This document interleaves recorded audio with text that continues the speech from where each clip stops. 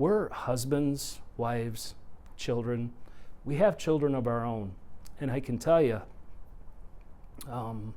it's very, very upsetting when people feel free to attack our police officers. Frustration turns to emotion as Dearborn Heights Police Chief Jared Hart speaks out about what he says is a rise in attacks on police. His message comes one day after a 19-year-old gunman shot and killed Detroit police officer Lauren Courts on the job. I'm certain that last night's incident in Detroit with the loss of a police officer is going to weigh heavily on everyone. We are drawn from the community. We're human and we make mistakes, and I can tell you we'll own every one of them.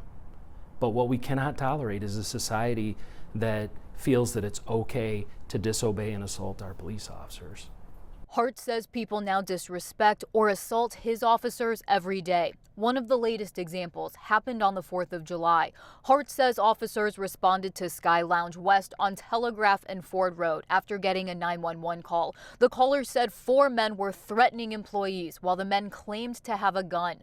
Hart says when police arrived, the group refused to cooperate, one man eventually headbutting an officer.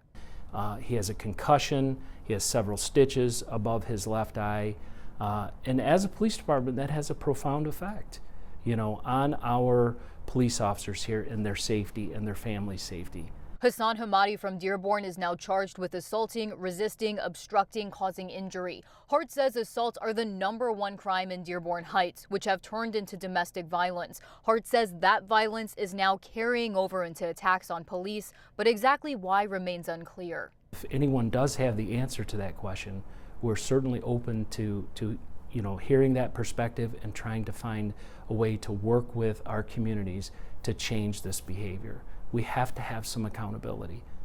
We have to. Now as the law enforcement community mourns a tragic loss, Hart wonders what the escalating violence means for the future of police.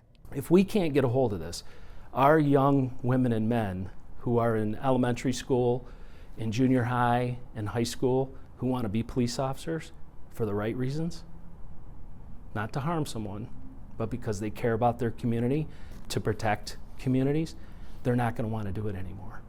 Hart says this all comes as the Great Resignation also hits law enforcement. Hart says agencies are also struggling to find good candidates. I'm Veronica Meadows, Fox 2 News.